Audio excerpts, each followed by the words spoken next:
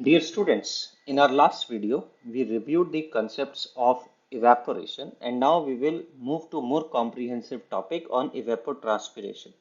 As the name suggests, word evapotranspiration consists of processes of evaporation which are primarily happening from land surfaces. As you can see in this figure that we have some water here and a portion of runoff is also getting evaporated, and we constitute this process constitutes just evaporation, and we already learned some methods. For example, Penman equation was a way to estimate the rate at which evaporation would occur. However, when we talk about plants, plants have leaves, and on top of leaves we have these stomata, and wherever these plants they take water from the ground used through capillary action, the water vapors escape from the stomatal opening, and this loss of water from leaf surfaces in form of water vapors through stomatal opening is typically called as transpiration. When we were in high school or in senior secondary school, we learned about these processes very qualitatively. But as hydrologists, we have to understand water budget, and role of evaporation plus transpiration together constitutes an important component of the process or the abstraction process from precipitation, and hence the estimates of evaporation and evapotranspiration take central place whenever we are learning the processes of hydrology. Now the question arises how we would estimate the quantity of rate of evapotranspiration.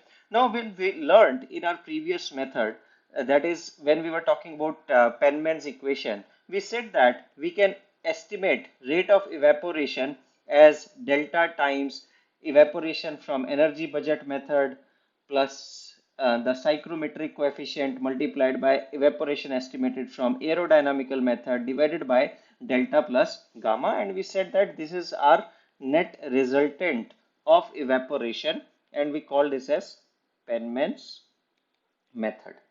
Now, without going into much of the derivations as we did with Penman's equation, so what Penman's modification to Penman's equation gave us is known as the Penman-Monteith equation, and it is typically used to calculate the rate of evapotranspiration theoretically. Again, evapotranspiration has the combined estimates of evaporation and transpiration happening because isolating them in real world setting is really difficult. So we will introduce some correction factors to our Penman's equation, and we say that rate of evapotranspiration is given by delta, which happens to be slope of saturation curve, multiply by net radiation. If you remember, in most of our assumptions we said that we can assume this G to be 0 if not known. So this is the same radiation or net radiation after accounting for albedo reflections as well as long wave radiations, plus rho A Cp divided by gamma A, this would be RA multiplied by ESA minus EA. To avoid confusion, I should write this as RA. And this complete term is then divided by delta plus gamma RS divided by RA. So we are familiar with delta, RN, G. We are also familiar with Cp, rho A, ESA, EA, which happens to be the vapor pressure at surface and vapor pressure at certain height, usually taken as 2 meter above the surface. And again, gamma is our psychrometric coefficient. There are three terms or two terms that we see new, which appears to be RA and RS. So these RS and RA, they are factors that would help us account for transpiration, and RS typically depends upon the vegetation characteristics.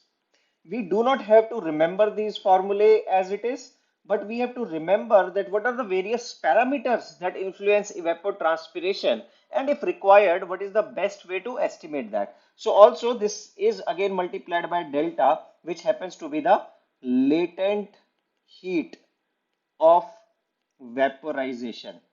If we compare this equation 1 and equation 2, here we are writing everything in form of rho A delta consolidated as EA. But here we are writing it a little bit of an expanded form, as this method is typically used by Food and Agricultural Organization, and this notation is borrowed from the recommendation to calculate evapotranspiration in field setting whenever these various meteorological data is available. Now, we were talking about RS. We said that RS is vegetation characteristics and it typically depends upon leaf area index. Leaf area index is defined as meter square of leaf area per meter square of land, and the value typically ranges in a range of 3 to 5. That would mean that if you look at a plant, it will have some canopy, and this canopy will have some shadow. So basically what we say that if we take 1 meter square of patch of land and we take all the leaves that are falling directly on this piece of land, can we calculate what is the area of leaf? And once we know this area of leaf, that typically becomes the leaf area index. Now you can imagine that different plants would have different leaf area index. For example, certain plants that grow in desert areas, they have sparser leaves. The number of leaves per meter square area is less, and we can easily say that that leaf area index is going to be lesser. Then we talk about another parameter, what we call as the stomatal resistance or bulk resistance. Stomatal resistance is again the property of plant, because we said that evaporation is essentially loss of water from the pores, what known as stomatal openings on leaf surfaces. Certain plants that grow in tropical areas where precipitation is heavy, they typically have less resistance for losses from evaporation to happen or evapotranspiration to happen, and we say that such plants exhibit lesser stomatal resistance, whereas plants that grow in arid areas or in desert regions, they typically want to hold the water with them as the supply of water is minimal, and they tend to exhibit higher stomatal resistance. And both these factors, LAI and stomatal resistance, they constitute RS. So typically RS is said to be that it is resistance to evaporation, or the surface resistance is inversely proportional to LAI and directly proportional to stomatal resistance. And then we talk about another factor, which is aerodynamic factor called as RA. So RA basically accounts for the wind characteristics. That is, whenever wind is flowing on surface of the plants, how much resistance it is facing. We already learned about the vertical distribution of wind speed, and we also looked into the logarithmic profile. That is, as we go up, we can typically plot the wind speeds as approximation in form of z, that is, as height increases, our wind speed would increase logarithmically. And you can imagine that if the wind speeds are higher, rate of displacement of water vapors on top of the leaf surfaces would be higher, and RA happens to be inversely proportional to wind speed, and this wind speed is typically measured at the 2-meter surfaces. Now you can clearly imagine that when we talk about leaf area index and specifically stomatal resistance, the problem is going to be we are going to have different kind of plants. So is it possible to characterize all these RAs and RS and then calculate the rate of evapotranspiration? To address this problem, scientists defined the terminology which we call as the standard crop. A standard crop is said to have a fixed height which is taken as 0.12 meter, and you can imagine that if once we know this height and we learned that wind speed has a factor of z minus zd upon z naught, where zd and z naught, these both are function of crop heights. So once we define the heights, we can determine how this Z and Z naught are going to look like, which in turn can help us determine the wind velocity at any height, specifically 2 meter height, which is often taken as the point of interest. And once we determine that what is going to be our wind speed at certain height, we can determine the aerodynamical resistance, which is used in Penman-Monteith equation. Now, another factor that we are interested in is Rn. While most of the properties of Rn are governed by sun, that is what is the radiation, what is the temperature of sun surface, and then when we talk about long wave radiation, what is the temperature of earth surface. Another important factor that we have to account for is albedo or alpha, and we say that the standard albedo for this reference crop or standard crop is taken as 0.23, and we take the surface resistance of the standard crop as 70 second per meter. And when we know all these values, we can simply plug these values of Rs and Ra into our estimation equation for Et, and we can calculate the reference evapotranspiration with respect to standard crop. And when we have to apply this evaporation or estimate rate of evapotranspiration from any other crops, we have some standard tables which help us calculate the ET of crop, which is simply given by K times ET naught, where ET naught is the reference evapotranspiration. Now, in the link that is flashing on the screen right now, you can go and visit the Food and Agricultural Organization website, where all these methods of evapotranspiration estimation are discussed in detail with help of an example, and how these parameters are calculated for real world examples. That would give you a comprehensive understanding that how Penman-Monteith equation is so helpful in estimating the rate of evapotranspiration whenever all these meteorological data sets are available. Now, an important question arises that what to do if the data sets that are used are not available.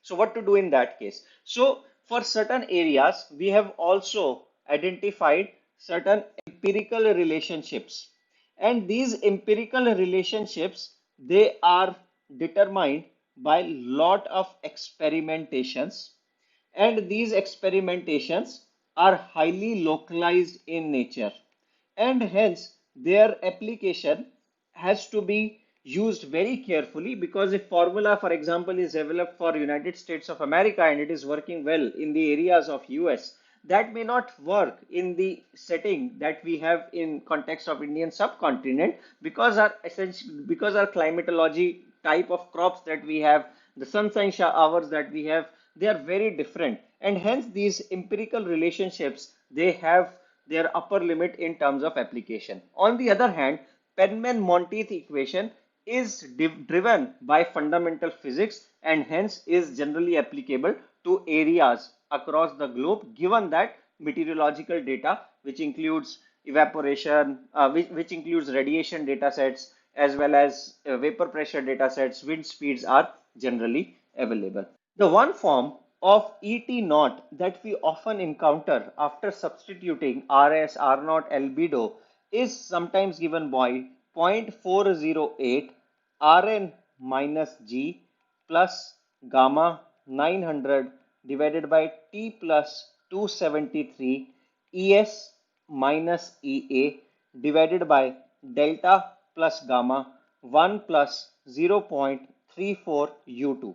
Now, again, the point that I'm trying to highlight here is that in hydrology, we really want to have our end expressions that can be used by field scientists or field engineers, because measuring RNG, ES, EA and wind speed as well as temperature at certain heights is much easier in comparison to dealing with RA, RS or their fundamental quantities, and hence the commonly used notation is simplified form, where we substitute all the constants wherever we know those constants, and end up with an expression that can be readily applied to estimate rate of evapotranspiration in real world settings. Again, we don't have to remember all the terminologies. We have to only remember that what are the terms to which evapotranspiration is directly proportional to, inversely proportional to, what are the factors on which bulk surface resistance depends, as well as aerodynamic resistance difference.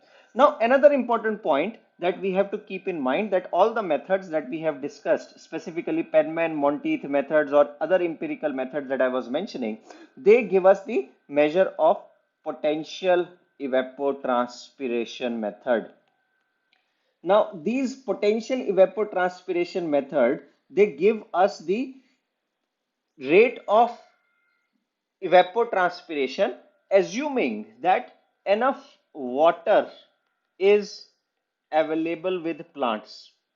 However, whenever plants are running dry, you would see that actual evapotranspiration is less than, and in the best case equal to, potential evapotranspiration, but can never exceed the rate of potential evapotranspiration.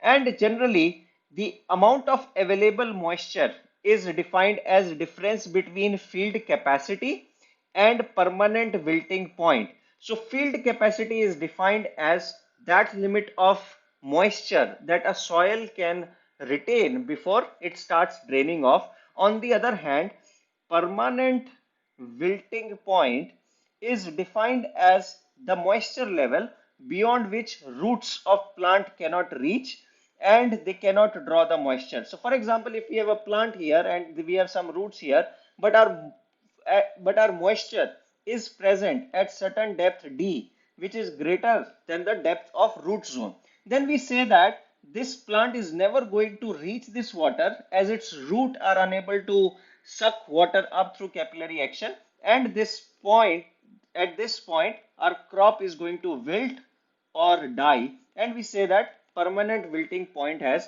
reached. Similarly, if we talk about the field capacity, if we keep on adding more and more water, it would happen that after some point, because of permeability of soil, as soil happens to be a porous media, this water would run away. And if we are applying 100 units of water to soil, the plant would only be able to use 90 units of water, and we say that the field capacity in this case is 90 units. And the difference between PWP, let us say that this is 45 units, happens to be the difference between FC minus PWP, which is going to determine how much actual evapotranspiration can take place. Now, with this, we are good to go and discuss the aspects of subsurface flow, which would be our topic of interest for module 4. Thank you.